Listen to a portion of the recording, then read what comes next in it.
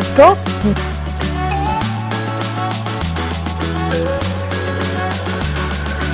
Wow, इतकं फिरलोय आम्ही नाटकाच्यामुळे. आणि त्यांनी पासपोर्ट बघून म्हणाला, इंडिया, राज कपूर, मेरा जूता है जपान. पतलून इंग्लिस्तानी, सर पे लाल टोपी रूसी. आणि हे घे, त्याचे डोनट करत असे. तुझ्यासाठी डोनट आणले, खा, तुला काय खायचं. तुम्हाला डिझनीलँड आम्ही दाखवलं, पण मला डिझनीलँड सुधीर काकांनी दाखवलं. चला सुरू करूया. येस.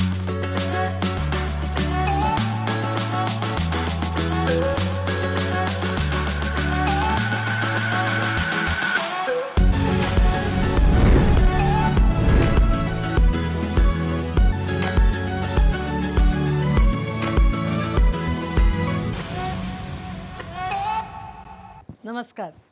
अराउंड द वर्ल्ड या पॉडकास्टवर तुम्हा सर्वांचे मनपूर्वक स्वागत.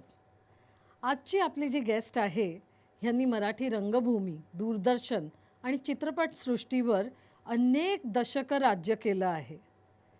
सुंदर मी होणार, एका लग्नाची गोष्ट, एका लग्नाची पुढची गोष्ट या अनेक नाटकांमधून आपण त्यांना बघितलेलं आहे. ह्यांच्याबरोबर कधी 4 दिवस प्रेमाचे असतात, तर कधी 4 दिवस सासूचे असतात. पण ह्यांचे 4 दिवस फिरण्यासाठी नक्की कसे जातात हे आज आपण बघणार आहोत. त्यांनी आपल्याला कधी हसवलं आहे, कधी रडवलं आहे, पण मुख्य म्हणजे आपल्याबरोबर एक नातं जोडून ठेवलं आहे. तर चला आजचा आपला प्रवास सुरू करूया. Around the world with Kavita Medhekar. कविता, नमस्कार. नमस्कार. Thank you so much. खूप बरं वाटतंय आज अराउंड द वर्ल्ड मध्ये बघायला. So let's go around the world आणि Absolutely. गप्पांना सुरुवात करूया. लगेच. आपण बोलत होतो तेव्हा म्हणजे अनेक किस्से घडलेले आहेत. एवढी दशकं तुम्ही नाटकं करताय, दूरदर्शन केलं, त्याचबरोबर सिनेमा सुद्धा अनेक झालेले आहेत. हो. आणि त्याच्यातले मला वाटतं काही तर लिम्का बुक ऑफ रेकॉर्ड्स मध्ये देखील पोहोचले आहेत, कारण 3000 पेक्षा जास्त एपिसोड. माझे आमची सिरियल 4 दिवस सासूचे. 4 दिवस सासूचे गेली होती. हो. राईट. सो मला वाटतं ओव्हरऑल भरपूर असा एक खजिना तयार झालेला असेल खूप. अनेक वेगवेगळ्या तुमच्या अभिनयाचा. हो, अगदीच. आणि प्रवास मात्र जो झालाय तो मला नेहमी वाटतं, कौतुक वाटतं किंवा आनंद होतो हे सांगायला, की नाटकामुळे माझा प्रवास झालाय. म्हणजे जे जे काही मी जग फिरलीये, देश फिरले, ते नाटकामुळे जास्त फिरले. किती छान आणि बरं वाटतं, कारण मला वाटतं ते एक देवाणघेवाण होते. हो. तुम्ही जग बघता आणि हो. तिथल्या लोकांनाही आपली नाटकं बघता येतात. अगदी. ह्याच्यापेक्षा सुंदर काय असू शकतं हे एकत्र येणं. हो ना. सो पहिला प्रवास कुठून सुरू झाला? पहिला इंटरनॅशनल प्रवास, इंटरनॅशनल. माझा पहिला इंटरनॅशनल प्रवास झाला तो 4 दिवस प्रेमाचे या नाटकामुळे. आमचा नाटकाचा प्रयोग होता इस्रायलला मराठी जागतिक परिषदेत.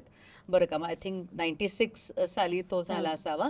आणि म्हणजे त्यावेळेला एकतर इंटरनॅशनल प्रवास असा काही नेहमीचा नव्हता. पहिल्यांदा, मी पण नवीन होते, यंग होते, आणि पहिला इंटरनॅशनल प्रवास इस्रायल. आई वडिलांना थोडी काळजी की बापरे, वेगळ्या म्हणजे इस्रायल सारख्या देशात जायचंय, कसं असेल, आणि म्हणजे सिक्युरिटी आणि सगळं होतं. त्या काळात इस्रायलला लोक कधी कधी 2 पासपोर्टही न्यायचे. हो. किंवा आता पासपोर्टवर स्टॅम्प नाही होत, कारण हो. तो स्टॅम्प असला की इतर ठिकाणी जाता येत नाही. पंचायत होते. म्हणजे सगळं लोक युजली थायलंडहून वगैरे सुरुवात करतात. हो. तुमची सुरुवात डायरेक्टली इस्रायलला. आणि पण तो अनुभव इतका सुंदर होता ना, की मराठी जागतिक परिषदेसाठी चाललो होतो, फ्लाईट मध्ये बसलो, सगळे तिथे परिषदेसाठीच निघाले होते.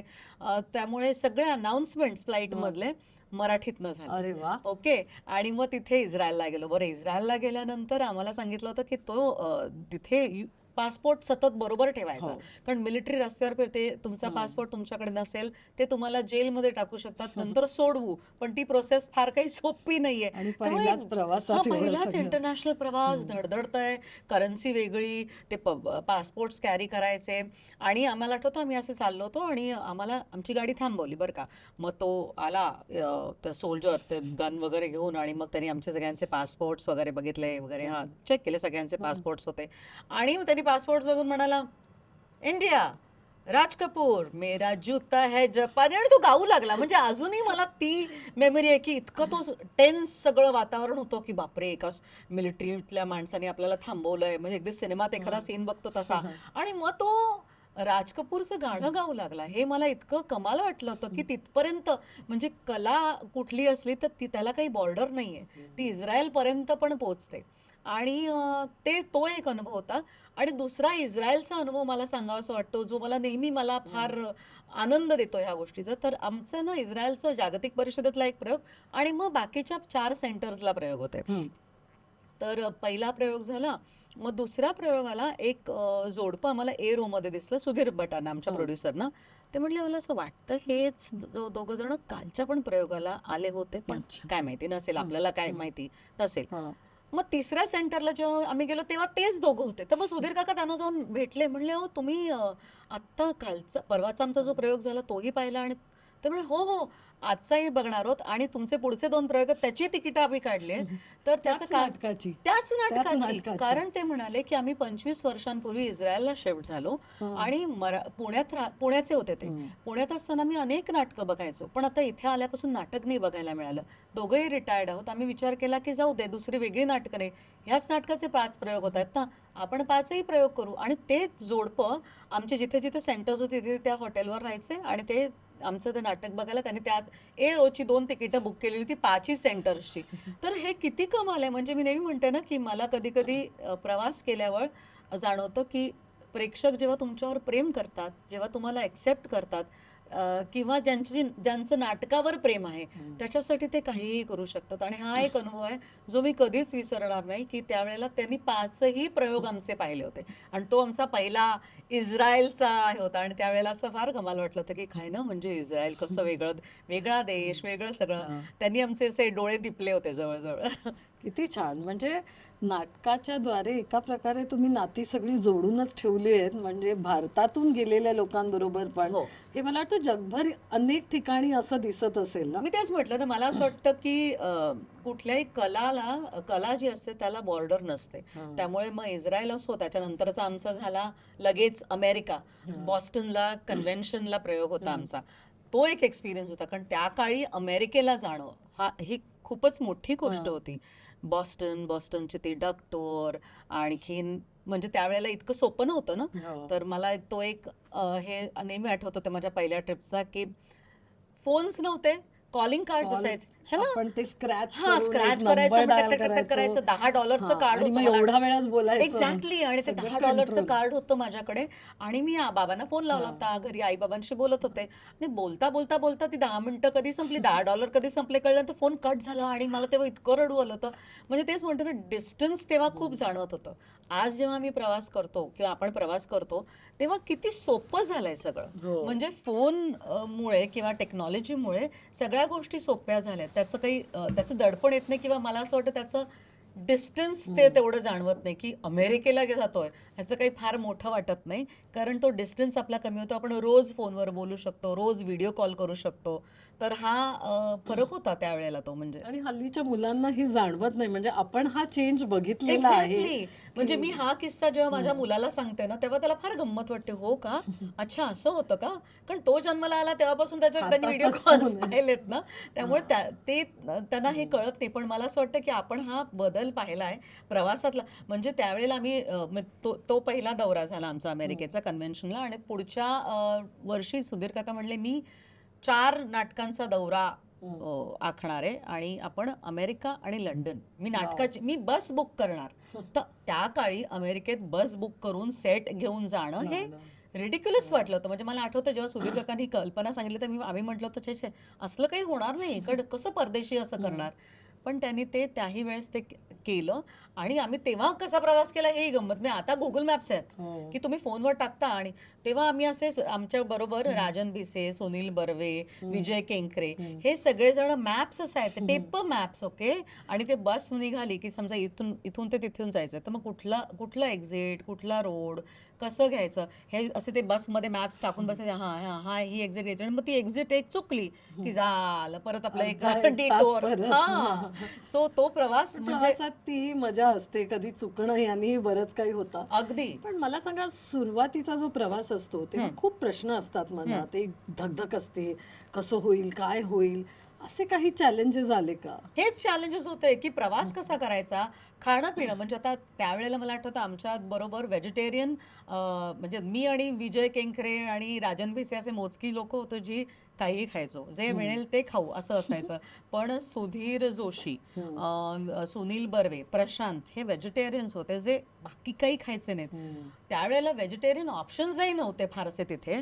त्यामुळे अनेकदा त्यांनी काय केलं की पॅटी व्हेज बर्गरच नाही, बर्गर तो काढून टाका म्हणजे तुम्ही आणि घ्या फक्त कोणीतरी bread. आणि फ्राईज टाकून मग तो खाऊ, कारण जे मिळेल ते खाल्लं पाहिजे. सो असे चॅलेंजेस खूप होते. म्हणजे जिथे जमेल तिथे सुधीर भटांनी अपार्टमेंट्स घेतले होते आणि आम्ही स्वयंपाकही करायचो की खिचडी लावा, कालवण भात करा, वॉट एव्हर म्हणजे ते तरी बेसिकही करताय. पण म्हणून वाटतं की आपण जेव्हा प्रवास करतो ना, आपण थोडंसं फ्लेक्झिबल होणं गरजेचं असतं. आणि ती फ्लेक्झिबिलिटी ठेवली की ते प्रवासाचा तेवढाच आनंद येतो आनंद मग. मिळतो, कारण मग तुम्ही तिथलं फूड, तिथे काय मिळतं, लोकली काय काय आहे आणि तो एक वेगळा आनंद आहे. मला असं वाटतं ते मग असं एखादं कुठलं फूड आहे का की जे खूप आवडलं कुठे गेल्यावर किंवा पहिल्यांदा टेस्ट केलं आणि ते माहिती नसतं हे काय? जसं मी जपानला गेले तेव्हा आधी मला झालं हे ऑक्टोपसहून बनलंय तर 2 मिनिटं थांबायला होतं. पण टेस्ट केल्यावर अरे किती छान लागतंय. सो असं काही झालं का मी कुठे? सांगू का त्यावेळेला आम्ही म्हणजे मी तर तो प्रवास हा इंटरनॅशनल प्रवास सुरू केला जो 25 वर्षांपूर्वीचा सांगते. त्यावेळेला आपल्याकडे डोनट्स मिळत नव्हते, हां. कळलं. सो त्यावेळेला आम्ही ज्या हॉटेल्सला राहायचो तर ब्रेकफास्टला डोनट्स असायचे, कॉफी असायची. So I was so fascinated की हा डोनट्सचा काय प्रकार, एक तर मला गोड भयंकर आवडतं आणि सुधीर भटांना ना अजिबात आवडायचं. आणि काय कविता तू ते कसं गोड गोड ते काहीतरी डोनट्स खातेस वगैरे. म्हटलं नाही नाही मला फार आवडतं, म्हणून मी ते आवडीने खायचे. तर पुढच्या आमच्या असे वेगवेगळे सेंटर्स असायचे. एका सेंटरला आम्ही गेलो, तिथे डोनट्स नव्हते ब्रेकफास्टला, बाकीचं काय काय काय काय होतं. ते म्हटलं शे यार आज डोनट्सच नाही आहेत. तर दुसऱ्या दिवशी सकाळी सुधीर काका वॉकला गेले आणि त्यांनी आम्ही 22 जण होतो, तर ते साधारण 40 एक डोनट्सचा मोठा पॅक घेऊन आले होते माझ्यासाठी आणि हे घे ते डोनट करत असे, तुझ्यासाठी डोनट आणले, खा तुला काय खायचं. पण तो डोनट हा प्रकार त्यावेळेला मी पहिल्यांदा खाल्ला आणि आय वॉज व्हेरी फॅसिनेटेड की हा काय मस्त प्रकार आहे हा. आता आपल्याकडे म्हणजे माझी मुलं जेव्हा प्रवास करतात तेव्हा त्यांना या सगळ्या गोष्टी माहित आहेत, कारण आता आपल्याकडे सगळंच मिळायला लागलं. हो. म्हणजे आता काही डोनट किंवा वेगळेपणा, बर्गर किंवा इव्हन हॉटडॉग. मी पहिल्यांदा गेले अमेरिकेला, तेव्हा हॉटडॉग हा काय मस्त प्रकार आहे आणि काय मज्जा येते घ्यायला, कारण सॉसेजेस वगैरे इथे काय तेव्हा तसे काही सर्रास नसायचे, मिळत नव्हते ना. त्यामुळे हो ते फॅसिनेशन होतं. त्यामुळे म्हणते ना त्यावेळेला ह्या सगळ्या गोष्टींचं खूप अपरूप होतं. आत्ता मला असं वाटतंय ते अंतर बऱ्यापैकी कमी झालंय.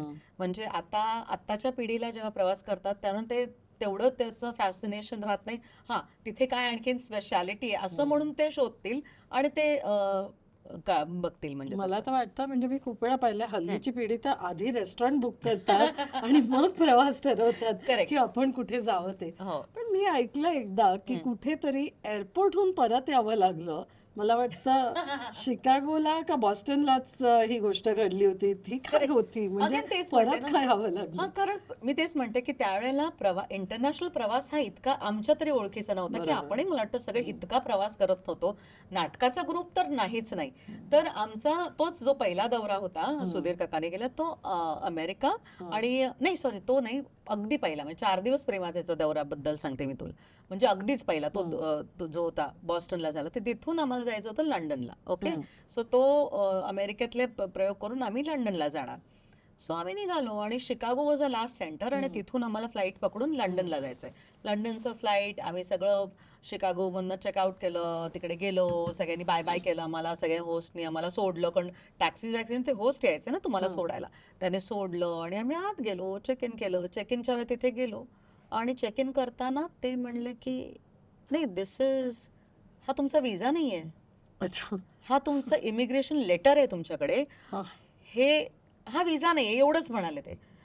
तर सुधीर भट पॅनिक, नाही नाही त्यांनी हा विजाच आहे, आमचा विजा आहे, तिकीट आहेत, सगळं आहे. खूप त्यांच्याशी वाद घातला. आम्हाला कळेना की काय प्रकार आहे हा. लेटर तर दिसतंय की तुम्हाला विजा हॅज बीन ग्रँटेड. स्टॅम्प नव्हता पासपोर्ट. एक्झॅक्टली. मग आम्हाला तिथल्या एकाने सांगितलं की लिसन तुमचं बरोबर आहे, तुमच्याकडे हे लेटर आहे, तुम्हाला आता हे लेटर घेऊन एम्बसीमध्ये जावं लागेल. एम्बसीमध्ये गेल्यानंतर तुम्हाला ते स्टॅम्प करतील आणि मग दॅट इज युअर विजा. ही पहिली घोडचूक होती, कारण आम्हाला माहिती नव्हतं. सो आम्ही सगळे डिसअपॉइंट होऊन आम्ही सगळेजण परत शिकागोला हॉटेल्सला चेक इन केलं आपापल्या. दुसऱ्या दिवशी सकाळी एम्बसीमध्ये अपॉइंटमेंट तोपर्यंत घेऊन ठेवली होती की असं असं. गेलो एम्बसीला गेलो, ते लेटर दाखवलं आणि आम्हाला विजा लगेच मिळाला. But since we were so disappointed, मला अजूनही आठवतं सुधीर भटांनी, तेव्हा आम्ही 9 जणांची आमची टीम होती, कलाकार 4 आणि बाकीचे सगळेजण 9 जणांची टीम होती. सुधीर काकाने आम्हाला एम्बसीला जाण्यासाठी आणि येण्यासाठी लिमो बुक केली होती. They said let's cheer you up की so that was a surprise की वी वर रिअली डिसअपॉइंटेड की हे काय. सो आमचा जो सोमवारी आम्ही जाणार होतो लंडनला, ते आम्ही सोमवारी नाही गेलो, आम्ही गुरुवारी गेलो आणि आमचा शनिवार रविवार आमचे प्रयोग होते. पण हा एक गोंधळ झाला. तर आता मला वाटतं आपण इतके सगळेच जण टेक्नो सावी झालेत, आपण सगळ्या गोष्टी फुलप्रूफ करतो, आपल्याला माहिती झाली आहे, चेकलिस्ट फॉलो करतो, 2-3 वेळा चेक करतो, सगळं आणि करतो मग जातो. की असे गोंधळ नाही होत सहसा. पण त्यावेळेला हा एक किस्सा मेजर होता आणि तेव्हा मी शिकलो होतो की हो असं काहीतरी होऊ शकतं. प्रवासासाठी ही फ्लेक्झिबिलिटी ठेवणं खरंच गरजेचं आहे. हो. कारण कधी काय बदलेल, कुठे होईल आपल्याला माहित नसतं. एक्झॅक्टली. मला सांगा, एका लग्नाची गोष्ट आणि एका लग्नाची पुढची गोष्ट, हे दोन्हीही अतिशय म्हणजे पॉप्युलर नाटकं आहेत. पण कविता मेडेकरची एका लग्नाची गोष्ट आणि एका लग्नाची पुढची गोष्ट, ह्यात काय फरक आहे? म्हणजे स्पेशली प्रवासासाठी, लाईक लग्न आधीचा प्रवास आणि लग्नानंतरचा प्रवास, ह्यात काही फरक झाला? डेफिनेटली फरक असतो ना. म्हणजे मी आता अगदी हा किस्सा नक्कीच सांगेन की एका लग्नाची गोष्ट जेव्हा झालं तेव्हा माझं लग्न नव्हतं झालं. सो इट वॉज नाईस ना, युअर ऑन युअर ओन, तुम्ही छान प्रवास करताय, मस्त. एका लग्नाची पुढची गोष्ट आता जेव्हा झालं ना, तेव्हा माझी मुलगी लहान होती, 7वीत होती आणि मुलगा त्यावेळेशी 10वीत होता. आणि मला त्या मोठा 1.5 महिन्याचा दौरा होता आणि मला ना असं मला नेहमी प्रवास करताना खूप एक्साइटिंग वाटतं, पण मी त्या ह्याच्यामध्ये असे फार एक्साइट होत नव्हते, कारण मला असं वाटतं असं कसं जाणार मी, 1.5 महिना जाणार आहे, कशी जाणार आहे, कसं सगळं होईल, अमुक तमुक. आणि पण तो दौरा तर तसाच 1.5 महिना प्लॅन केला होता. माझी सनाया, ईशान नव्हता आला, पण सनाया मला सोडायला एअरपोर्टवर आली होती माझ्या नवऱ्याबरोबर आणि तिला बाय बाय केलं आणि I was feeling very bad की तिला सोडून जाते वगैरे. पण मला असं वाटतं आपल्याला तो क्षण अनुभवायचा असतो, तो क्षण जगायचा असतो. मी तिथे तिला घट्ट मिठी मारली, तिला बाय केलं, सगळं केलं आणि मी एअरपोर्टच्या जेव्हा आत आले ना, तेव्हा आय डिसाइडेड की now I am on my own, I am on my trip, I have to make the most of it. आणि मी मज्जा करणार आहे आणि मी आनंद घेणार आहे आणि मी तो आनंद घेतला. कारण मला असं वाटतं जेव्हा मी घरी असते तेव्हा पूर्णपणे घरी असणं गरजेचं असतं, पण जेव्हा आपण प्रवास करतो, मला असं वाटतं हे बॅटल ना प्रत्येक नोकरी करणारी करिअर करणाऱ्या स्त्रीचं असतं की तिला घरीही राहायचं असतं आणि तिला बाहेरचंही सगळं सांभाळायचं असतं. सो आय थिंक सगळ्यात बेस्ट हेच आहे की घरी असताना घरी राहावं आणि बाहेर असताना पूर्णपणे बाहेर राहावं. म्हणजे पूर्णपणे बाहेर राहतो ते आपण असं नाही म्हणत की आपण सगळं विसरतो, पण you have to make the most of it. So मी तसं ते नक्की तो प्रयत्न करते की जेव्हा मी बाहेर असते पूर्णपणे, तो हा फरक होता मेजरली की तो प्रवासातला एक मेजर फरक होता की एक मुलांचं वेगळं हे असतं.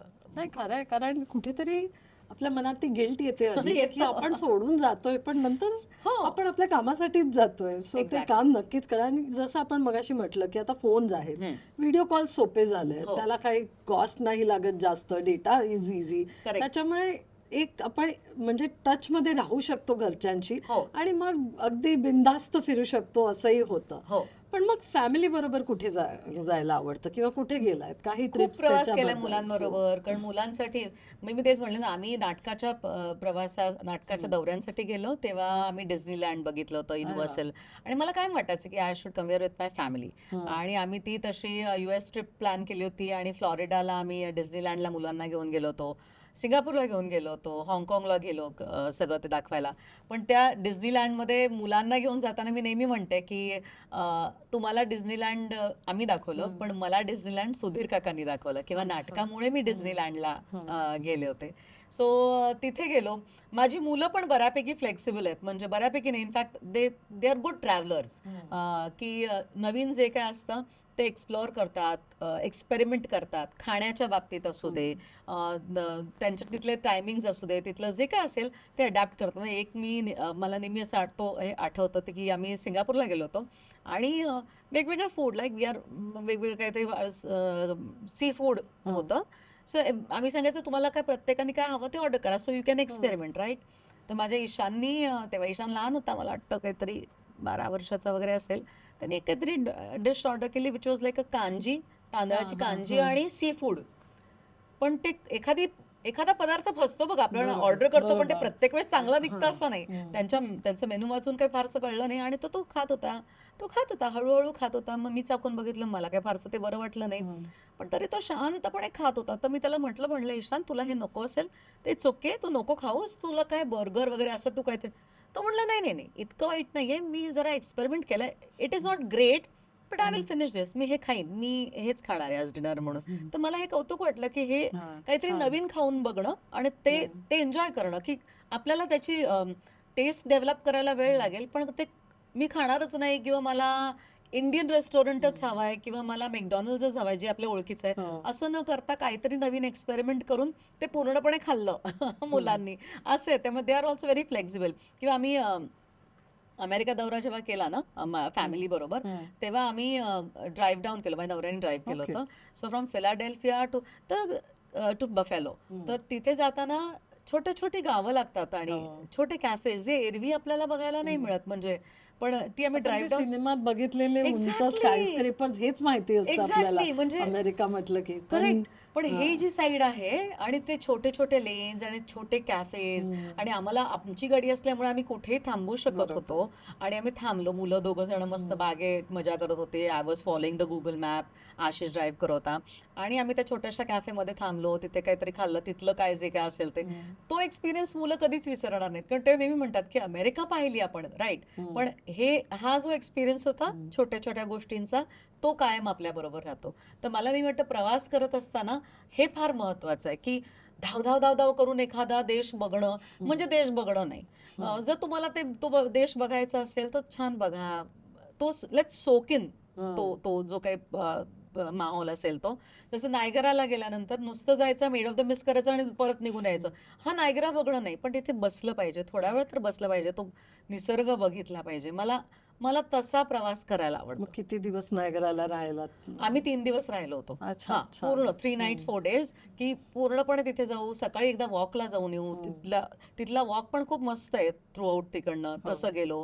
रात्रीचे एकदा गेलो होतो कॉफी घेऊन, तिथे जाऊन बसलो होतो शांतपणे, इतकी थंडी होती आणि तो नायग्रा दिसतच होता. मेड ऑफ द मिस्ट तर एक दिवस केलंच, पण तो सगळा परिसर बघणं, तिथे राहणं, तिथल्या परिसरात फिरणं, तिथलं काहीतरी लोकल फूड खाणं, हा आनंद घेतला पाहिजे. मला नेहमी वाटतं की प्रवास करताना फार आपण किती देश बघितले ह्याच्यापेक्षा आपण तो अनुभव आपल्यासाठी किती घेतला हा महत्वाचा आहे. अमेरिकेत अनेक, म्हणजे एवढा विशाल हा देश आहे, तिथे अनेक दौरे झाले असतील, अनेक प्रयोग झाले असतील. मग बऱ्यापैकी पूर्ण अमेरिकेत झाले, आणि हे कधी व्हायचे? म्हणजे असं काही होतं का की 2 दिवस नाटक केलं आणि मग फिरायला वेळ मोकळा मिळाला, असं तीच व्हायचं की मजा कसं असते, व्हायचं? तीच हां. मजा असते की फक्त विकेंड्सला प्रयोग, शनिवार रविवार प्रयोग असायचे. हां. आता आमचा एका लग्नाची पुढची गोष्ट झाली तेव्हा प्रशांतनी हे केलं की नाही इतके दिवस आम्ही कसे बसून राहणार, कारण आम्हाला इथे एरवी मग 25 मधला एक आठवडा. हा, हो. सो शुक्रवार शनिवार रविवार प्रयोग करायचो आम्ही. पण मध्ये असं झालं की छोटे सेंटर्स असेल, म्हणजे आता जसं आमची ट्रिप होती तेव्हा सिन्सिनाटी सारखं सेंटर होतं जिथे 200-250 लोक होते. ते म्हणले तुम्ही सोमवारी संध्याकाळी केलात तरी चालेल, पण तुम्ही आमच्याकडे प्रयोग करा. तर सोमवारी संध्याकाळी मग मी त्यांच्याकडे प्रयोग केला होता सिन्सिनाटीला.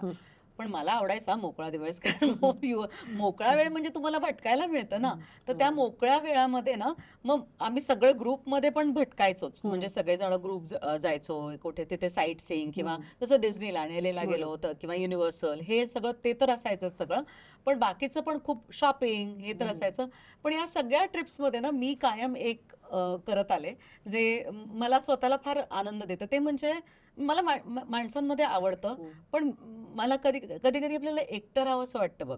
म्हणजे पण एकटं सोलो ट्रिपवर जाण्याचं माझी इच्छा आहे का, तर तसं नाही. पण मग मी त्यातला एक मध्य गाठलाय. तो म्हणजे काय की आपण ह्या ट्रिप्सला जात असताना एखाद दिवस थोडासा वेळ आपल्यासाठी काढायचा. म्हणजे समजा आता आम्ही त्या दिवशी एक दिवस आता मी सांगते की चला एक दिवस आज मी एकटी फिरणार आहे. मग माझा फोन असतो माझ्याकडे, मला माहिती आहे इतके वाजता पिकअप करायचा किंवा काय कोणाशी कोऑर्डिनेट करायचं, but I will be on my on.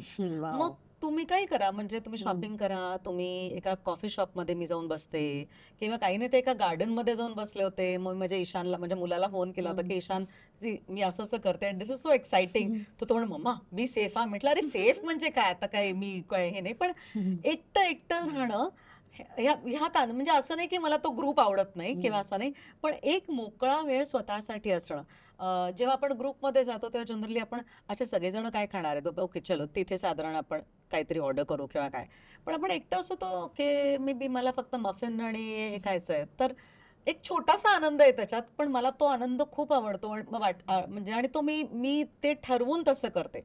कुठलंही असेल, म्हणजे सिंगापूर असू दे, काही असू दे, काही नाही तर एका कॉफी शॉपमध्ये जाऊन बसून एकट्याने कॉफी प्यायची. हा इतकं छान वाटतं ना, इतकं इतकं रिलॅक्सिंग वाटतं.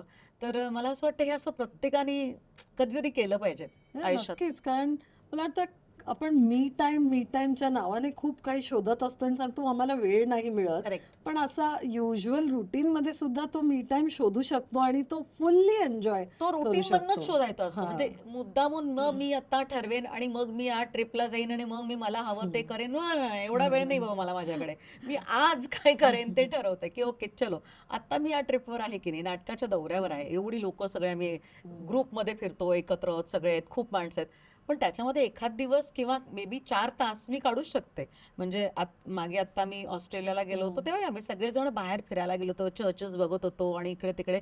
आणि मग सगळ्यांना म्हटलं ओके सो आता मी एकटी जाते, तुम्ही मला भेटा. काय नाही, मी मी काही नाही, मी त्याच गार्डनमध्ये त्या याच्यामध्ये असे चालत चालत चालत एकटी फिरत होते. मग गेले एका कॉफी शॉपमध्ये बसले, कॉफी घेतली, शांतपणे बसले होते जस्ट. आणि हे परदेशी करणं अगदी आणखीन सोपं आहे, त्यामुळे ते मस्त वाटलं होतं मला की हे सगळं छान. खरं तर मला असं वाटतं की हे मला इथे भारतातही करायचंय, म्हणजे आपण लेह लडाख किंवा अशा ठिकाणी गेलो आणि असं एकटं फिरता आलं तर मजा येईल. खूप मजा आहे, या खूप मजा आहे. पण भारतातही अनेक नाटकाचे प्रयोग झालेले आहेत. हो. सो भारतात कुठे कुठे फिरलात? कारण एक नाव मला वाटतं लोकांना माहिती सुद्धा नसेल, म्हणजे आपल्या बोलण्यात ते आलं, हो. अर्जुनी मोरगाव का असं काहीतरी आहे ना, मला मी नक्की तेच माहित नाही. मला पण नेहमी छान वाटतं की मला प्रवास हा फक्त परदेशी नाही तर मी भारतात पण जे काही जितकं फिरले ते नाटकामुळे फिरले. म्हणजे नाटकात आता कोल्हापूर असू दे, सोलापूर असू दे, नाशिक असू दे, नागपूर असू दे, इथे सगळीकडे ठिकाणी तर आहेच.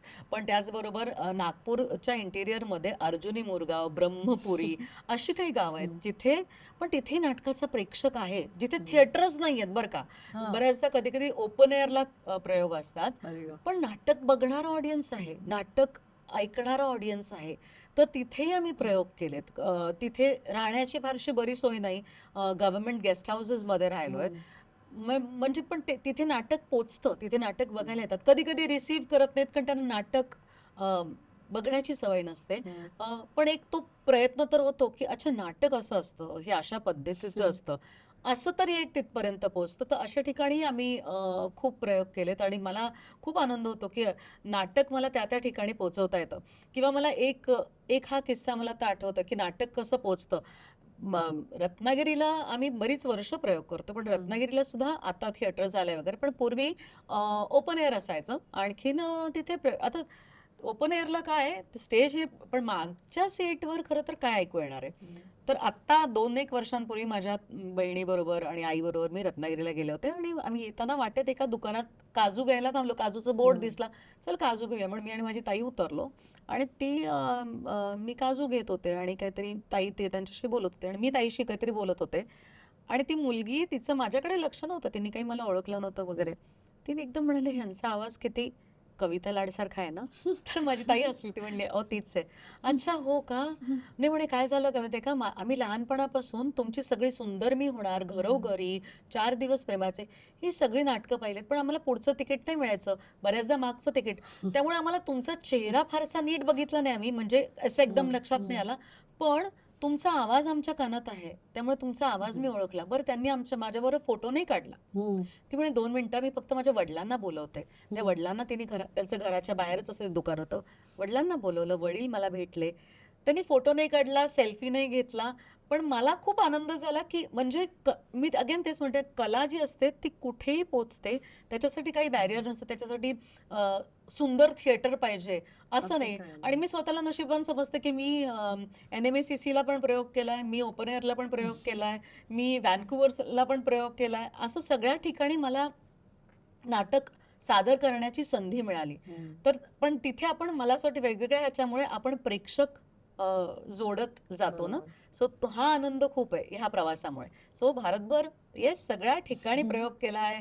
कधी कधी खाणं कधी कधी बरं नसतं, कधी कधी रात्री इतक्या उशिरा जेवण मिळत नाही, मग आज एवढंच मिळणार आहे जेवण, बरं हरकत नाही, त्याच्यातही आमचा आनंद असतो. मला वाटतं आपण नाटकात काम करायला जेव्हा तयारी दाखवतो तर ही सगळी माइंडसेट तयार होतो की आपल्याला जे असेल ते जुळवून गेलं. तर म्हणून आम्ही कदाचित चांगले ट्रॅव्हलर्स आहोत की आम्हाला अतिशय चांगले हा travelers. खूप हो. चांगले ट्रॅव्हलर्स, कुठेही न्या आम्हाला, आम्ही सगळीकडे जुळवून घेतो. काय अच्छा असं आहे का, बरं ठीक आहे, Okay. ह्याच्यात आम्ही जुळवून घेऊ, असं होतं. आणि आय थिंक असा जर दृष्टिकोन सगळ्यांनी ठेवला तर सगळ्यांचाच प्रवास किती सुंदर होईल. अगदी. म्हणजे हे शिकण्यासारखं आहे तुमच्याकडून. म्हणजे की- म्हणून मला मुंबईत त्या ट्रॅफिकचाही त्रास होत नाही. मी मगाशी तुला तेच म्हणत होते ना की काय होतं की आता मुंबईमध्ये सगळीकडेच मेट्रोचं काम चालू आहे, रस्ते खराब आहेत, लागतो वेळ. तुला काय काय काय करणार काय आपण, पण चिडचिड करणार आहे का? मी काय चिडचिड करून काय करू? मी काहीच करू शकत नाहीये.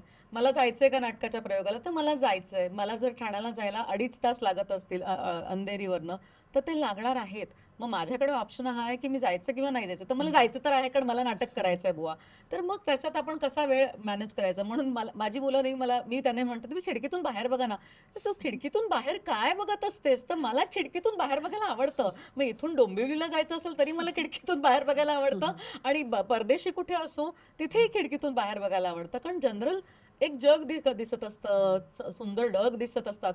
भले ट्रॅफिकच्या वर बघा, जर तुमच्याकडे तेवढी लिबर्टी आहे की तुम्ही ड्राईव्ह करत नाही आहात आणि तुम्ही बघू शकत असाल खिडकीच्या बाहेर, तर बघा. हा ना. सो म्हणजे ते म्हणतो आपण जर्नी इज द डेस्टिनेशन, हे Absolutely. खरोखर यू खरंच आर आहे. Living it. म्हणजे ते जगणं होतंय तसं. हो.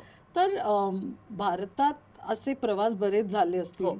कुठला असा आठवतोय की खिडकीतून बाहेर बघत अगदी मन रमून गेलं, भारतात किंवा भारताबाहेर सुद्धा कुठे असं? कोकणात, हे बघ, कोकणात इतकं सुंदर आहे कोकण की तो कोकणात असं नुसतं बघत राहावं. एस्पेशली आत्ताच्या जर वेळेला गेलो आपण, सुंदर आहे. म्हणजे आता मी मध्ये ट्रेननी गेले होते, डोम काहीतरी आहे ना, तर ते त्यांनी जायचं होतं. सो मला ते dome, Vista dome, right. Vista dome. तो सुंदर होता प्रवास, किती छान दिसत होतं त्या ट्रेन मधून, आणि हिरवगार आणि सगळं. आणि परदेशी म्हणशील तर ऑस्ट्रेलिया. मला पहिल्यांदा मी जेव्हा ऑस्ट्रेलियाला गेले तर मला असं वाटलं की आपण चित्र बघत आलोय तसंच दिसतंय हे सगळं. It is calendar. सगळीकडे कॅलेंडर सारखं दिसतंय, कारण ते ग्रीन आणि मग ते शीप दिसतात आणि लांब रस्ते, खूप छान ब्युटिफुल वेदर ते. आणि त्याच्यानंतर I think the best is New Zealand. की न्यूझीलंडचा इतकं सुंदर मी काही पाहिलं नाही. फारच सुंदर आहे, फारच सुंदर आहे. पण हॅव्हिंग सेड दॅट, आणि मी नेहमी म्हणायचं ना की मला ना असं, माझं नेहमी लहानपणापासून होतं की थंडीत जायचंय, थंडी अनुभवायची. तर थंडी असं केलं. आणि गेल्या वर्षी आम्ही आता गेलो होतो ऑस्ट्रेलियाला. एवढी थंडी होती की त्या थंडीतून जेव्हा मी भारतात परत आले, एअरपोर्टला मला माझी ही ह्युमिडिटी हवी आहे मला. कारण सतत जॅकेट्स घालून असं राहणं, आपले खांदे वगैरे दुखायला लागले होते. म्हणजे मला असं वाटतं त्यावेळेलाच ह्या ट्रिप नंतर मला असं झालं की नाही, थंडीची हौस भागली, माझा भारत देश बेस्ट, ही हवा चालेल, मला गरमीचा चालेल, पण मला ते आपल्याला ह्या हवेच, म्हणजे मला असं वाटतं सगळं जग फिरून आल्यानंतर तुमच्या लक्षात येतं की आपला देश, आपली ही हवा ही सगळ्यात उत्तम आहे. आपल्याला सगळे ऋतू अनुभवायला मिळतात आणि छान वाटतं. छान. ऑस्ट्रेलिया न्यूझीलंडचा उल्लेख केला तर तिथे गाडी चालवली का नाही, स्वतःहून? मी स्वतः तर ड्राईव्ह हां. करतच नाही, हां. पण मला ड्राईव्हला जायला आवडतं. सो हां. हो, आम्ही ड्राईव्हला गेलो होतो, खूप लॉंग ड्राईव्ह केले ऑस्ट्रेलियामध्ये, न्यूझीलंडमध्ये. कारण असे आणि रस्ते लांबच्या लांब रस्ते असतात आणि सुंदर कोणीही रस्ते, दिसत नाही. सुंदर रस्ते, नुसतं बघत राहावं नॉनस्टॉप. माझ्याकडे कितीतरी व्हिडिओज असतील माझ्या फोनमध्ये की काही कुठूनही शूट केलं तरी ते छानच दिसतंय. म्हणजे नंतरही बघितलं तरी असं वाटतं किती सुंदर आहे सगळं, हिरवगार, सुंदर थंड हवा, आणि छान कॉफी शॉप्स कुठेतरी असतात. लोकल कॉफीज, ते एक माझं होतं की मी जेव्हा प्रवास सुरू केला तेव्हा कॉफी हे चा वास इंटरनॅशनल एअरपोर्टला गेल्यानंतर कॉफीचा वास हे इतकं त्याचं डोक्यात राहिलं की ते छान वाटतं ना की इंटरनॅशनल कॉफीचा एक सुगंध येतो, एरोमा येतो आणि मग त्यामुळे मी वेगवेगळ्या ठिकाणची कॉफी एक्सप्लोअर करते. अरे मग ती लोकल असू दे, ती हा. अगदी साधी $1 $2 कॉफी पण बऱ्याचदा खूप छान असते हो. आणि ती लोकल कॉफी पण घ्यावी, एखादी महागडी कॉफी पण पिऊन बघावी. सगळ्या प्रकारच्या कॉफीज टेस्ट करायला मला आवडतं म्हणजे. छान. ऑस्ट्रेलिया न्यूझीलंड हे म्हणजे दोन्ही देश ॲडव्हेंचरसाठी पण खूप फेमस आहेत. म्हणजे बंजी, हो. Paragliding, jumping, sky diving. पण अशी काही आवड आहे का किंवा मी कुठे केलं काही केलं केलंय? एक केलं होतं म्हणजे तो एकत्रित हे होतं स्विंग होतं हा, आणि बरोबर. you Canyon just- swing. या हा. तर ते केलं होतं आणि एक देयर वॉज वन बलून असतो त्याच्यामध्ये आपण बसतो झॉर्बिंग म्हणतात. झॉर्बिंग आत जाऊन तो हा. करेक्ट अँड देन कसं? You roll down the mountain आणि कुठेही तर मी ते दोन्ही गोष्टी केल्या होत्या. सो तेवढंच मला एकदा बंजी जम्पिंग पण मला फार भीती वाटत होती की नाही ते तितपत अजून माझा धीर झाला नाहीये. पण हे मी स्विंगचं केलं होतं आणि अचानक आपल्या पायाच्या खाली काहीच नाही आणि आपण असे डोंगराच्या मधोमध जातोय ह्यानी धडधडतं पण मजा आली होती. येस, खूप मजा आली होती. खूप छान.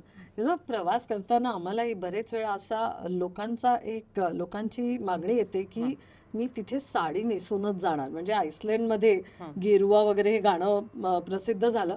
तर आम्ही खूप बघतो की लोक चक्क साड्या नेसून तिथे येऊन आपलं शूट करतात. हा. मी अलास्काला होते, तिथे मला एक बांगलादेशी कपल दिसलं. हा, ते सुद्धा साडी नेसूनच हे करत होते. हो का? आता कविता लाडच्या अनेक सुंदर साड्या आम्ही एवढी वर्ष बघितलेल्या आहेत. हा. तर असं कधी प्रवासात काय साडी नेसून जाणं किंवा असं काही झालं की नाही खरं तर मी खरं सांगू का मला असं वाटतं ज्या देशात जातो ना तिथे आपण कम्फर्टेबल होऊन जावं म्हणजे फिरताना तरी. बरोबर. बरं मला स्वतःला जाऊन वेगवेगळ्या देशांमध्ये म्हणजे इव्हन सोशल मीडियावर मी असे फार स्वतःचे फोटो काढलेत ठेवलेत असं नाही.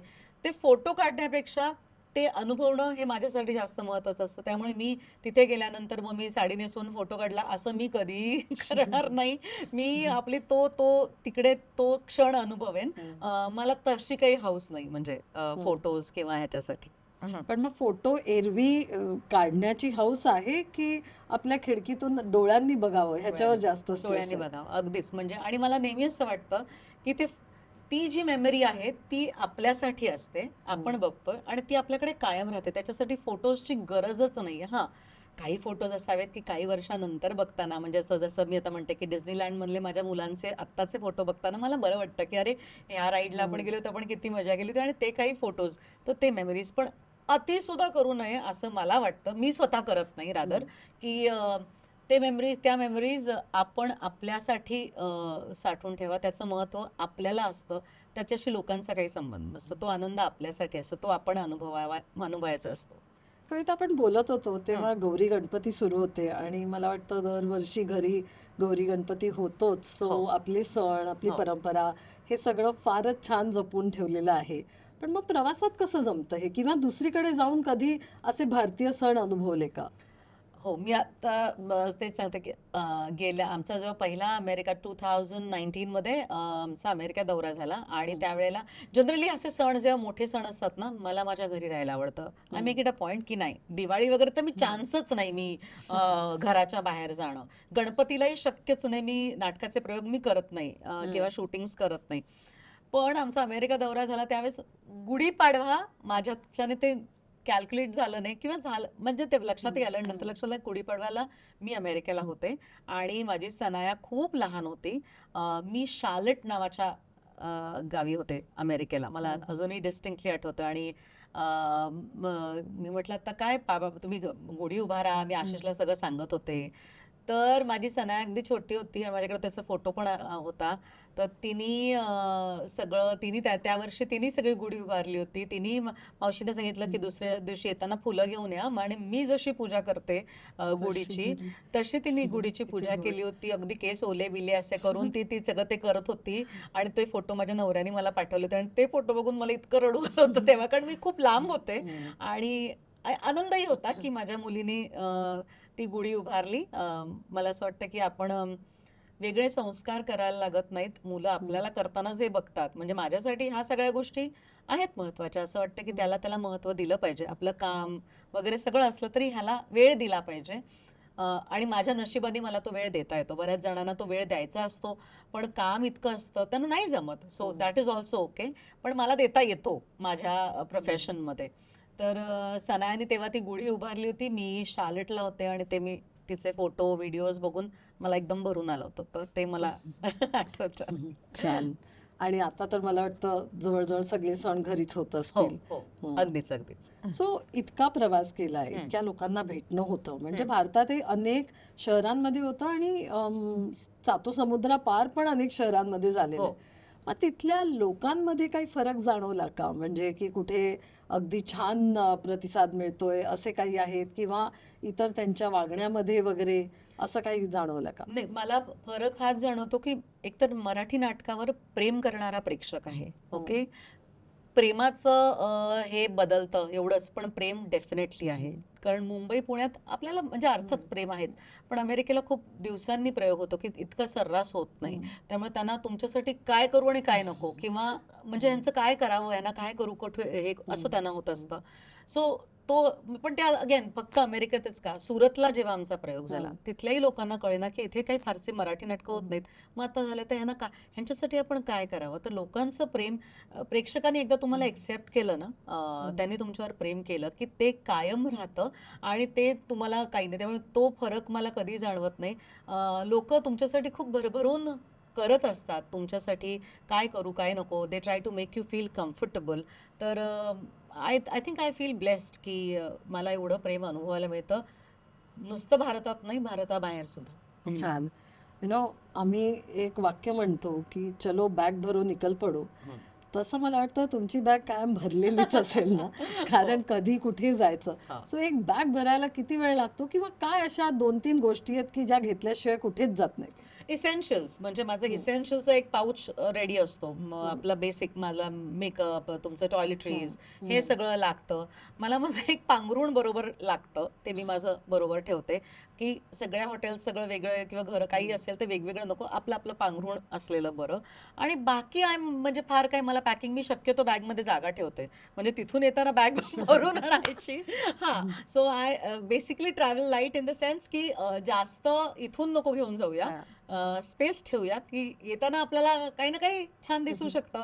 आणि I think I have an eye for good things. तर मला बऱ्याचदा मला सगळे आमच्या ग्रुपमध्ये चिडवतात, एखादं डील असेल काय असेल तर तुला बरोबर दिसतं का, आम्हाला दिसलंच नाही. पण म्हटलं नाही, मला आवडतं.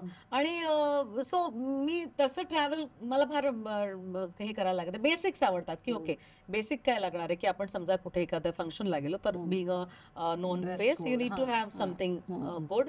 तेवढंच एक, बाकी जस्ट दॅट्स इट. म्हणजे रिकामी बॅग जाते, त्यात हां. काय भरून येतं हे आम्हाला कळलं तर मजा येईल. भरभरून येतं, सगळं येतं. मला खूप चिडवतात सगळेजण. मग राईट फ्रॉम म्हणजे ऑफकोर्स कपडे, शूज, मुलांसाठी शूज हे तर असतंच, पण किचनवेअर म्हणजे मला भांडी मला सगळेजण हे भांड म्हणजे आता अर्थात खरं सांगायचं तर आता सगळंच सगळं आपल्याकडे मिळतं. मिळतं. हे अगदी पूर्वी असं असायचं की अरे यार हा पॅन काय सुंदर आहे, हा पॅन मला हा पॅन पाहिजेच आहे, हा घेऊन जायचा. किंवा ऐकिया तेव्हा आपल्याकडे, तेव्हा सिंगापूरहून येताना अर्थातच ऐकियाच्या गोष्टी किंवा अशा सगळ्या गोष्टी तिथून घेऊन यायच्या. तर मला आठवतं एका माझ्या दौऱ्यात मी सिंगापूरहून मोठी कढई घेऊन आले होते, कारण मला ती कढई हवी होती आणि सुंदर कढई होती. आणि तेव्हा ऐकिया वगैरे आपल्याकडे नव्हतं, ऑनलाईन पण नव्हतं. आणि मला सगळेजण म्हणजे नाटकाच्या ग्रुपमधले काय चिडले, तू कढई काय घेऊन चालली आहेस. तर मी म्हटलं अरे पण ही मिळत नाही आपल्याकडे, आणि इतकी सुंदर कढई. आणि ज्यांना स्वयंपाक करायची आवड असते तर मला असं वाटतं ह्या अशा गोष्टी दिसल्या की असं वाटतं नाही यार हे आपल्याकडे नाही मिळणार, हे घेऊन जाऊया इथून. पण आता मला असं वाटतं तेवढं राहिलेलं नाहीये, कारण आता आपल्याकडे सगळ्या गोष्टी मिळतात आणि सगळ्या गोष्टी मोरोलेस त्याच प्राइसला मिळतात. म्हणजे पूर्वी असायचं की ह्या गोष्टी तिथे खूप स्वस्त आहेत. सो आता एकतर इतकं सोपं झालंय, माझी मुलं पण जेव्हा सांगतात तर ते सांगतात मग हे शूज आहेत पण हे याची प्राइस इथे इतकी आहे, ह्याच्यापेक्षा खूप काहीतरी तुला डील मिळणार असेल तर तिथून आण, नाही तर तिकडनं काही आणू नकोस. सो हे हे खूप झालंय. त्यामुळे त्या मानाने तसं शॉपिंग इझी. पण हो, माझ्या बॅगमध्ये काहीही मिळू शकतं, अगदी नाईफ्सचा सेट, कारण तेव्हा सुऱ्या तिथून आणणं म्हणजे फारच हे होतं. किंवा केशर, आणखीन चॉकलेट्स, तर ह्या सगळ्या गोष्टी तिथून म्हणून माझी बॅग लाईट असायची की नाही इथून जाताना हलकी 2 जीन्स नेऊया, कारण अमेरिकेला गेल्यानंतर जीन्स असणार, टी शर्ट्स मिळणार, कपडे टॉप्स मिळणार आहेत, त्यामुळे आणखीन काही तिकडे हे करायचं नाही. छान. आणि हा भारतातला पण हेच आहे. हो? म्हणजे असं म्हणाल अच्छा. की मी इंटरनॅशनल प्रवास करताना म्हणून नाही नाही नाही, मी नागपूरला गेले तरी बापरे नागपूरहून माझी खरेदी करायची असते, इंदोरला गेलं की इंदोरची खरेदी असते, त्यामुळे तिथेही जाताना शक्यतो कमी कमी म्हणजे बॅगेत जागा राहील. जागा आणि दुसरं म्हणजे ना मला मी स्वतःला जेटलॅग येऊ देत नाही, हा एक मला अच्छा. मुद्दा अगदी अरे शेअर वा. करायचा होता. हा. So सगळेजण मला विचारतात की गेल्या वर्षी काय झालं, अमेरिकेहून मी आले आणि त्याच दिवशी आमचे संध्याकाळी झी अवॉर्ड्स होते. मग त्याच्याप्रमाणेच त्यांनी प्लॅन केले, तुम्ही याल आणि मग संध्याकाळी तुम्ही परफॉर्म कराल. आणि म्हटलं हो करेन, तर मी येते. सो मी त्या दिवशी आल्यानंतर तुम्ही कधी आलात, सकाळी आले, तुम्हाला जेटलॅग नाही आला? कारण मी 20 दिवसांच्या दौऱ्यावर आले होते अमेरिकेच्या. तर मी म्हटलं नाही, मी येऊ दिला नाही, आपण येऊ दिला नाही की काही येत नाही जेटलॅग. सो माझं एक सिम्पल हे आहे की विमानात बसलं की ज्या देशी जायचंय ते घड्याळ लावायचं, ओके. In every sense. म्हणजे काय की खाणं पिणं झोपणं हे त्या वेळेनुसार करायचं. मग जेव्हा आपण परत येतो तेव्हा आपण आपल्या देशाचं घड्याळ लावायचं, म्हणजे इथल्या वेळेनुसारच खायचं. कारण फ्लाईटमध्ये ते सतत आपल्याला काहीतरी खायला देत असतात आणि झोपायला काय, पण आपण आपल्या आपल्या ह्याच्याप्रमाणे. बरं नाटकात काम केल्यामुळे हुकमी झोप आहे, असं नाहीये की आम्हाला झोपच लागली नाही आणि असं असं काही नसतं. त्यामुळे आत्ता झोपायचं म्हटलं झोपता येतं. सो मी ते त्याच्याप्रमाणे असं स्वतःला सेट करते. मला वाटतं पर्यटकांना काही छान गोष्टी देखील मिळाल्या इथे करायला, की जेटलॅग मेन कसा घालवावा याचं एक सिक्रेट सांगितलेलं आहे. आपण अनेक प्रवास केले तरी एक हॉलिडे असतो जो आपण कधीच विसरत नाही. सो तुमचा हनीमून कुठे होता आणि जर आज परत हनीमूनला गेलात तर कुठे जात? सो आमचा हनीमून झालं तर दार्जिलिंग गँगटॉक, आणि इतकं सुंदर जागा आहे. म्हणजे मला आशिषने विचारलं होतं की तुला समुद्रावर जायचंय की डोंगर, म्हटलं नाही माउंटन्स म्हटलं. तर आम्ही तिथे गेलो होतो. इट वॉज व्हेरी ब्युटिफुल, सुंदर, छान बर्फ सगळं होतं. आणि तेव्हा आम्ही असं ठरवलं होतं बरं का की आपण ना 5th अॅनिव्हर्सरीला परत इथे येऊया. पण ते अजूनपर्यंत काही जमलं नाही. आता बहुतेक 25व्यात जाऊ असं वाटतंय, पण नाही ते एक राहिलंय. मला असं वाटतं आमच्या पुढच्या अॅनिव्हर्सरीला मला ताजमहल बघायला जायला आवडेल. माझं राहिलंय माहितीये का, म्हणजे कॅन यू बिलीव्ह दॅट. या म्हणजे मलाही सांगताना फार कसं तरी होतं, आणि कसं राहिलं तर राहूनच गेलं ना. एखादी म्हणजे गोष्ट राहते. अर्जुनी मोरगाव झालं पण ताजमहाल नाही झालं. बघ ना, म्हणजे सगळं झालं, अर्जुन मुलगा ब्रह्मपुरी सगळं झालंय, पण ताजमहल राहिला. दिल्लीला पण मी खरं तर नव्हते गेले. आता मध्ये आमचा 2 वर्षांपूर्वी प्रयोग झाला तेव्हा तेव्हा दिल्लीला गेले. सो ते एक राहिलंय. तर मला असं वाटतं की नेक्स्ट आम्हाला हॉलिडे मला ताजमहल बघायला जायला आवडेल. मी that is on my list for a very long time. ते एक होतं. इनफॅक्ट मी आता हे काश्मीरचं सगळं झालं त्याच्या आधी मी जस्ट माझी हॉलिडे प्लॅन केलं होतं आमचं. मला काश्मीरला कधीपासून जायचंय, की मला असं वाटायचं की काश्मीरला जायचं. स्वतः बघूया कधी योग येतोय, पण हो मला जायचंय काश्मीरला, नक्कीच जायचंय. आणि इंटरनॅशनली असं कुठलं डेस्टिनेशन आहे का जे आपल्या बकेट लिस्टवर आहे की ते जाऊयाच, म्हणजे हे एकदा तरी जपान. बघूया? जपान. आणि मला मी स्वतः ऑकलंड पाहिलंय किंवा न्यूझीलंडला गेलीये, पण मला फॅमिली बरोबर न्यूझीलंडला जायला आवडेल, की मुलांना घेऊन न्यूझीलंड. कारण ते न्यूझीलंड फारच सुंदर आहे. तर न्यूझीलंड, ऑस्ट्रेलिया इथे जायला आवडेल. पण येस, मला स्वतःला जपानला जायचं. म्हणजे ताजमहाल, काश्मीर आणि जपान अशा हो. 3 ट्रिप ह्या होणार आहेत. आणि अगदीच. आपण परत भेटलो की मला वाटतं त्याचे अनेक किस्से आणि तिथले कदाचित चॉपस्टिक्स वगैरे परत येतील अगदी. असं मला वाटतंय. नक्की नक्की छान. नक्की. मला नेहमी असं वाटतं की आता जेव्हा जेव्हा जेव्हा म्हणजे कामानिमित्ताने तर मी प्रवास करतेच, पण मला फिरायचंय. म्हणजे मला एक्सपेन्सिव्ह गाडी घेण्यापेक्षा, म्हणजे तीही घ्यायचीच आहे, पण if I have to ever choose, I will choose to travel. मला प्रवास करायचा, मला फिरायचं. आणि फक्तच इंटरनॅशनली असं मी म्हणणार नाही, आपल्या भारतात पण अनेक गोष्टी ठिकाणं आहेत जिथे मला जायचंय. मला हम्पी एक माझं राहिलंय. मला ते खूप दिवस माझ्या डोक्यात आहे की ती एक ट्रिप करायची, ती रोड ट्रिप करायची. पूर्वी मुलं लहान होती तेव्हा फार सोपं होतं की त्या दोघांना गाडीत बसवलं की चला आपलं लेट्स गो असं म्हणून आम्ही खूप फिरायचो त्यावेळेला. कोकण फिरलो, त्यानंतर माथेरान, महाबळेश्वर अशा ठिकाणी खूप जायचो. पण आता मुलं त्यांचे टायमिंग्स, त्यांचे कॉलेजच्या वेळा, त्यांना सुट्टी, आमची सुट्टी, माझं वेगळं शेड्यूल, नवऱ्याचं वेगळं शेड्यूल, तर हे सगळं मॅच करणं जरा अवघड होतं. पण मला असं वाटतं की तसा प्रवास केला पाहिजे. आणि मी आता आशिषला, माझ्या नवऱ्याला म्हणते की मुलं आता त्यांच्यासाठी किती आपण थांबायचं मला माहिती नाही, पण आपण दोघांनी तरी केला पाहिजे. तर कारण खूप आहे बघण्यासारखं आणि फिरण्यासारखं, आणि फिरण्यामुळे माणूस खूप समृद्ध होतो असं मला वाटतं. नुसतंच आपण एकतर अनेक लोकांना भेटत असतो, वेगवेगळ्या लोकांना भेटून माणूस जितकं समृद्ध होतो ना, ते तसं इतर कुठल्याही गोष्टीने होऊ शकत नाही.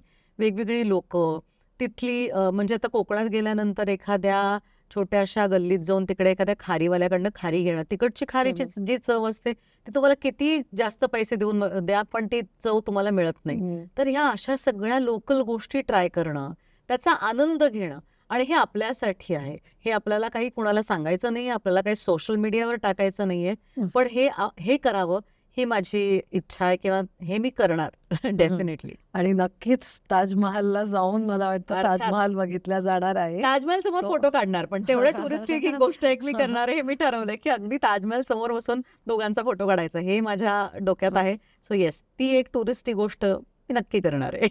खूप मजा आली कविता, कारण गेली म्हणजे आपण बोलतोय आणि या गप्पांमध्ये म्हणजे इस्रायलमध्ये माणूस एक कपल 5 वेळा येऊन भेटतंय, बघ ना. 5 वेळा तेच नाटक बघतंय. हो. सो ही जी माणसांना जोडण्याचं काम हे हो. करतेस, दॅट इज रिअली एक्सलेंट, आणि त्याच्यासाठी शुभेच्छा. सो एक जाता जाता 5 अशी ठिकाणं जी सगळ्यांनी एकदा तरी बघावीच. 5 मला वाटतं फार कमी होतील. मला असं वाटतं की अनेक ठिकाणं आहेत. कुठून सुरू करू? आपल्या देशापासून सुरू करायचं म्हटलं तर मला असं वाटेल की प्रत्येकाने कोकणात जायलाच हवं. गुहागरला जावं, गणपतीपुळ्याला जावं. प्रत्येक ठिकाणची ब्युटी आहे. त्यानंतर मी म्हटलं तसं जसं ताजमहल बघायचं आहे ते जायचं आहे. हम्पी आहे तिथे जावं. परदेशी म्हणशील तर येस, ऑफकोर्स मला स्वतःला अमेरिकेला जायला खूप आवडतं. मला अगेन अमेरिका म्हणजे बिल्डिंग्स आणि ते नाही, तेही आहे एक अनुभवण्यासाठी. पण छोटी छोटी गावं, छोट्या लेन्स असतात, छोटंसं गाव असतं, तिथे त्यांच्या कॅफेज असतात, अशा ठिकाणी जावं. किंवा सिडनी, मेलबर्न, इथे ऑस्ट्रेलियाला न्यूझीलंडला ऑकलंड आहे, ऑकलंडला जायला हवं. म्हणजे मला असं वाटतं खूप फिरावं, जे जे जमेल, जे जे शक्य होईल. की ही एवढ्याच ठिकाण, मला असं वाटतं की मी खूप फिरले नाहीये, हे मी एवढंच फिरले, मला अजून खूप फिरायचंय. तर आणि ती नॉट नेसेसरीली खूप मोठी गावं असली पाहिजेत, मोठे शहर असले पाहिजेत, छोटी छोटी गोष्टी असतील पण तिथलं सौंदर्य असेल. जयपूर आपलं इतकं सुंदर आहे, जयपूरला पण आम्ही अनेकदा मी गेले पर्सनल ट्रिपवर. तर तिथे जाऊन एक्सप्लोअर करावं. आणि नुसतं मी तिथे जाऊन आले, तिथे बोज्जा केला म्हणून नाही, तर तिथे जाऊन तो अनुभव घ्यावा, तिथला लोकल ज्या गोष्टी आहेत त्या सगळ्या अनुभवायच्या आणि तिथे राहायचं, तर तो एक वेगळा आनंद आहे. तर ते ह्या म्हणजे 5 मला असं वाटतं फार मला कमी होईल, पण जिथे जिथे मला असं वाटतं सगळ्यांनी प्रवास करावा आणि तो प्रवास एन्जॉय करावा, तर आनंद आहे असं मला वाटतं. धन्यवाद कविता. आज अराउंड द वर्ल्ड विथ कविता मेडेकर मध्ये खरंच जग फिरून आल्यासारखं वाटतंय. आणि त्याचबरोबर कढई, चमचे, सुऱ्या कसे परत आणावे याची आयडिया मला आलेली आहे. सो ट्रॅव्हल लाईट, पण be happy all the time, आणि फ्लेक्झिबिलिटी ठेवणं हे देखील गरजेचं किती आहे हे कळलं. So thank you very much. आणि नक्कीच पुढे ताजमहल म्हणा, काश्मीर म्हणा, किंवा जपान म्हणा, खूपच छान प्रवास होईल ह्याची आम्ही याचे विशेष देतो. Thank you so much. मलाही खूप मजा आली. नेहमी असं इतरांशी बोलत असताना आपण स्वतःवर रिफ्लेक्ट करतो की आपण काय काय केलंय, आणि इट्स व्हेरी सॅटिस्फाईंग. त्यामुळे मलाही ही चर्चा करताना, सगळ्या गोष्टी आठवताना खूप आनंद झाला. Thank you so much. आणि अराउंड द वर्ल्डसाठी ही खास मेमरी आम्हालाही आमच्या डायरीत घ्यायला खूप आवडेल. तर जर आपण प्लीज आपला अभिप्राय इथे दिलात तर खूप छान होईल. माय प्लेजर. आणि म्हणजे मी अभिप्राय तर देतेच, पण मला असं वाटतं की मला इथे बोलवून तुम्ही एवढ्या छान गप्पा मारला, तर तो it has been memorable for me. So it's around the world. So I will से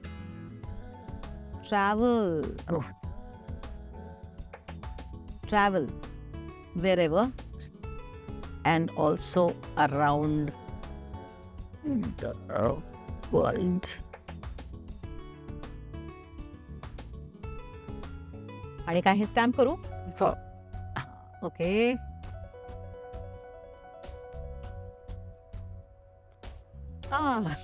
छान. Thank you for watching. Around the world with Kavita Medhekar हे तुम्हाला आवडलंच असेल ह्याची मला खात्री आहे. तुमचे कमेंट्स आम्हाला नक्की कळवा. पुढच्या एपिसोड्समध्ये अशा वेगवेगळ्या व्यक्तींबरोबर आपण अराउंड द वर्ल्ड ही सफर करणारच आहोत. तर लाईक करा, शेअर करा आणि वीणा वर्ल्डच्या यूट्यूब चॅनलला सबस्क्राईब करा. See you soon.